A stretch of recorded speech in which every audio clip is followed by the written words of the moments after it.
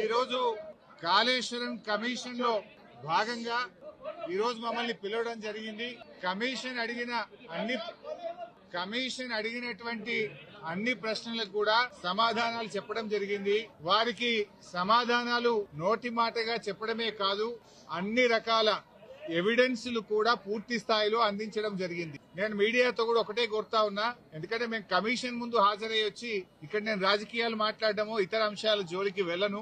రాజకీయాలుంటే రేపు మాట్లాడుకుందాం, question and answers రేపు అడగండి, అన్నిటికీ ఆన్సర్ ఇస్తా. బట్ ఈ రోజు ఎందుకంటే కమిషన్ ముందు ఏం జరిగిందో మీకు కావాలి, ఎందుకంటే ఐ కెనాట్ మిస్గైడ్. లోపల ఒకటి చెప్పి బయట ఒకటి చెప్పడం అనేది తప్పవుతుంది. లోపల ఏం జరిగింది, కమిషన్ కు నేను ఏం చెప్పాననేటువంటి అంశాలు మాత్రమే మీ ముందు ఉంచుతాను. మీకు మిగతా ఎన్ని క్వశ్చన్స్ ఉన్నా, ఎన్ని పొలిటికల్ గా కావాలన్నా రేపు మాట్లాడుకుందాం. Today I will not speak any politics. ముఖ్యంగా మొట్టమొదలు తమ్మిడిహట్టి నుంచి మేడిగడ్డకు ఎందుకు మార్చారు అనే దాని మీద చాలా సేపు డిస్కషన్ జరిగింది. దానికి నేను సవివరంగా సమాధానం చెప్పడం జరిగింది. ముఖ్యంగా కొత్తగా ఏర్పడ్డ తెలంగాణ ప్రభుత్వం తమ్మిడిహట్టి దగ్గరే దాన్ని కట్టడానికి అన్ని రకాల ప్రయత్నం చేశాము.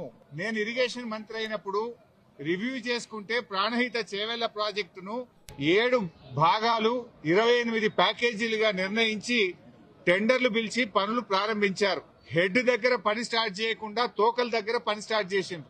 ఎక్కడైతే నీళ్లు డ్రా చేయాలో, ఎక్కడైతే తమ్మిడిహట్టి దగ్గర నుంచి నీళ్లు తేవాలో అక్కడ నుంచి పని ప్రారంభించకుండా ఎక్కడెక్కడో కాలువలు టన్నెలు తవ్వారు. సో నేను ఇరిగేషన్ మంత్రి అయిన తర్వాత రివ్యూ చేసి, మరి ఈ ప్రాజెక్టులో ఆల్రెడీ ఖర్చు జరిగింది కదా, దీన్ని కొనసాగించాలని అప్పటి మహారాష్ట్ర కాంగ్రెస్ ప్రభుత్వానికి మేము కన్సల్ట్ చేశాం. హసన్ మిష్రిఫ్ గారు కర్ణాటక ఇరిగేషన్ మినిస్టర్ గా ఉంటే ఆయన దగ్గరికి ప్రభుత్వం ఏర్పడ్డ నెల రోజులకే వెళ్లి, మీరు దయచేసి మాకు అనుమతి ఇవ్వండి, మేము ఇక్కడే మహారాష్ట్ర ప్రభుత్వానికి మేము కోరాం, దయచేసి మాకు అనుమతి ఇవ్వండి. మేము మాకంటే ముందున్న ప్రభుత్వం మరి తమ్మిడిహట్టిని నిర్ణయించుకొని ఆల్రెడీ పనులు ప్రారంభించారు, 28 ప్యాకేజీలకు టెండర్లు పిలిచారు, మమ్మల్ని ఇక్కడ కట్టుకోవడానికి అనుమతి ఇవ్వండి అని అప్పటి మహారాష్ట్ర కాంగ్రెస్ మంత్రి, నీటిపారుదల శాఖ మంత్రి హసన్ మిష్రిఫ్ గారిని కోరాం. ఆ మినిట్స్ ఆఫ్ ద మీటింగ్ కూడా కమిషన్ కి అందించాను.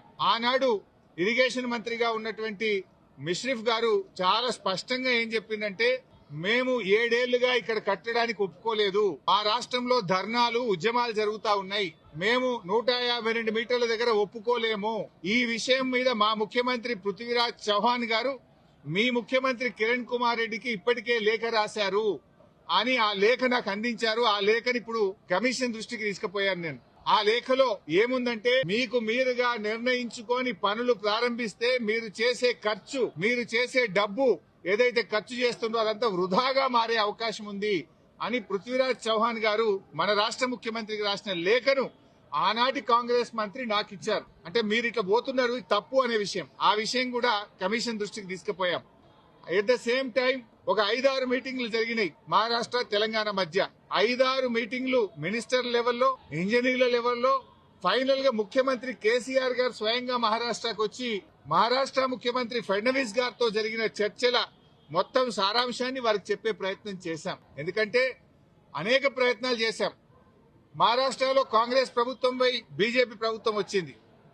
అప్పుడు గిరీష్ మహాజన్ గారు నీటిపారుదల శాఖ మంత్రిగా ఉంటే 2015 జనవరిలో నేను వెళ్లి గిరీష్ మహాజన్ గారిని కూడా, మీరు ఎంత నష్టపరిహారం అడిగినా ఇస్తాము, దయచేసి మాకు ఉద్యమాల్లో నుంచి వచ్చిన ప్రభుత్వం, నీళ్ల కోసమే తెలంగాణ ఉద్యమం జరిగింది, నీళ్లే మాకు జీవాధారం, మాకు తమ్మిడిహట్టి దగ్గర అనుమతించండి అని గిరీష్ మహాజన్ గారిని కూడా కోరాం.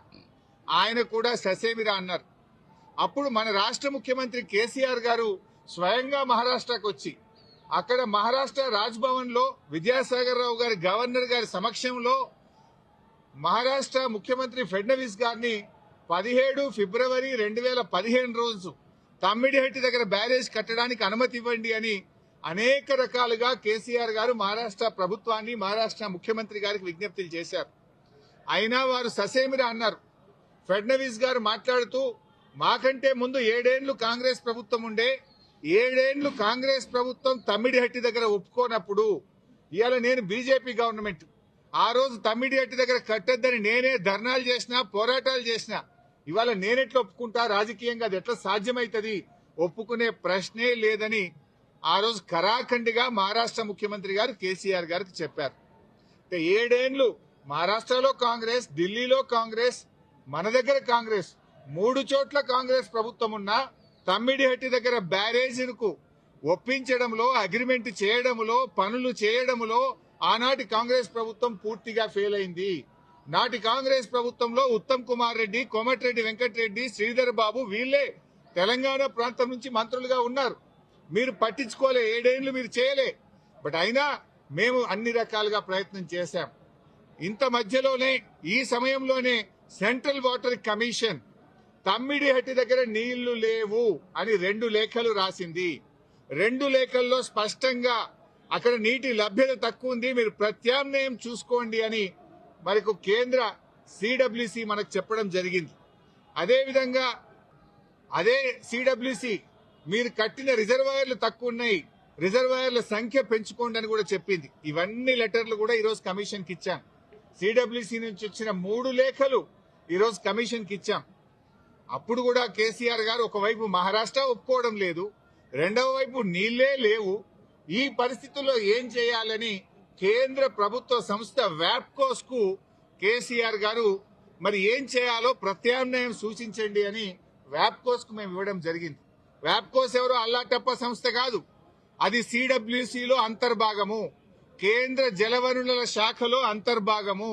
ఆ వ్యాప్కోస్ కి ఇస్తే వ్యాప్కోస్ లైడార్ సర్వే చేసి డీటెయిల్డ్ గా ఎగ్జామిన్ చేసి మాకు మేడిగడ్డ దగ్గర నీటి లభ్యత ఉంటది, అక్కడ ప్రాజెక్టు కట్టుకోండి అని వ్యాప్కోస్ అనే సంస్థ చెప్పింది. ఆ వివరాలు కూడా కమిషన్ కి అందించాం. సో వ్యాప్కోస్ నివేదిక మేరకు, సెంట్రల్ వాటర్ కమిషన్ సూచనల మేరకు మహారాష్ట్ర ఒప్పుకోకపోవడం వల్ల మన ఇంజనీర్ల రికమెండేషన్ మేరకు ఆనాడు రాష్ట్ర ప్రభుత్వం నీళ్లు లేని చోట నుంచి నీళ్లున్న చోటకు మేడిగడ్డ ప్రాజెక్టుకు రూపకల్పన చేశాం. మీరు ఆనాడు నీళ్లు లేని చోట ప్రాజెక్టు ఇరికిచ్చే ప్రయత్నం చేసినారు. 7 ఏళ్లలో మహారాష్ట్రాన్ని ఒప్పించలేకపోయారు.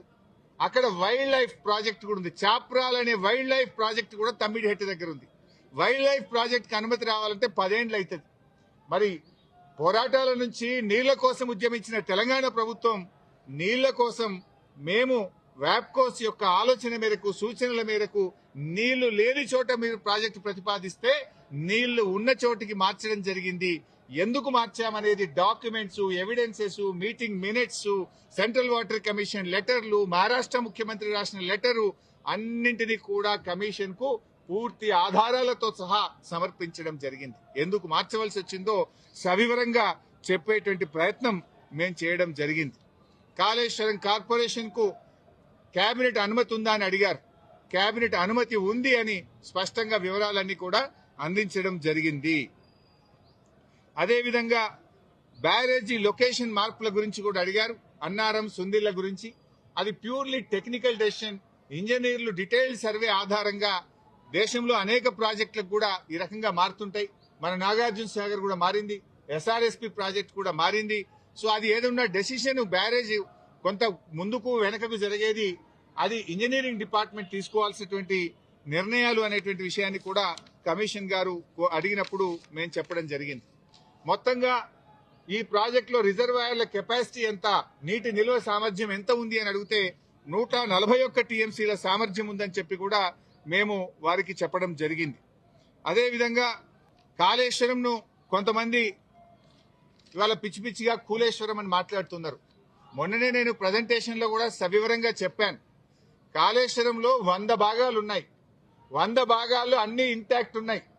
లైక్ ఇప్పుడు మనం మొన్న అనుకున్నట్టుగా 3 బ్యారేజీల్లో, అదేవిధంగా కాళేశ్వరంలో 16 రిజర్వాయర్లు, 19 సబ్స్టేషన్లు, 21 పంప్ హౌస్లు, 203 కిలోమీటర్ల గ్రావిటీ టనెళ్లు, 98 కిలోమీటర్ల ప్రెషర్ మెయిన్స్, 1531 కిలోమీటర్ల గ్రావిటీ కెనాల్స్, ఇవన్నీ కూడా ఇంటాక్ట్ ఉన్నాయి. ఒకవైపు ముఖ్యమంత్రి గారు మొన్న పోయి గంధమల్లకు శంకుస్థాపన చేశారు. మరి గంధమల్లకు నీళ్లు ఎక్కడి నుంచి పోతాయి? మల్లన్న సాగర్ నుంచి పోతాయి. మల్లన్న సాగర్ ఎక్కడిది? కాళేశ్వరంలో అంతర్భాగం. ఇంకొక వైపు హైదరాబాద్ కు మూసీ సుందరీకరణకు నీళ్లు తెస్తా అంటున్నారు. ఎక్కడి నుంచి తెస్తా అంటున్నారు? మూసీకి హైదరాబాద్ కు 30 టీఎంసీల నీళ్లు తెస్తామంటున్నారు. మల్లన్న సాగర్ నుంచి తెస్తామంటున్నారు. మల్లన్న సాగర్ ఎక్కడిది?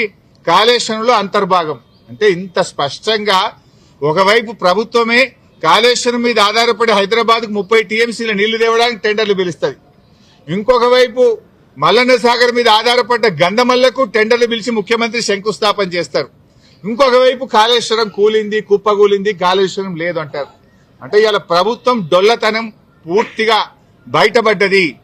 ఎప్పటికైనా కాళేశ్వరమే తెలంగాణకు లైఫ్ లైన్, జీవధార అనేది ఇవాళ ప్రజలకు స్పష్టమైంది. కమిషన్ ముందు కూడా చాలా వివరంగా అన్ని కూడా మేము ఏది నోటి మాటగా చెప్పలే, విత్ డాక్యుమెంటరీ ఎవిడెన్స్, సాక్ష్యాధారాలతో సహా గత ప్రభుత్వంలో తీసుకున్న నిర్ణయాలు, సిడబ్ల్యూసి రిపోర్ట్లు, వ్యాప్కోస్ రిపోర్ట్లు, కేబినెట్ నిర్ణయాలు అన్ని కూడా ఆధారాలతో సహా కమిషన్ కోరిన విధంగా మేము సబ్మిట్ చేయడం జరిగింది.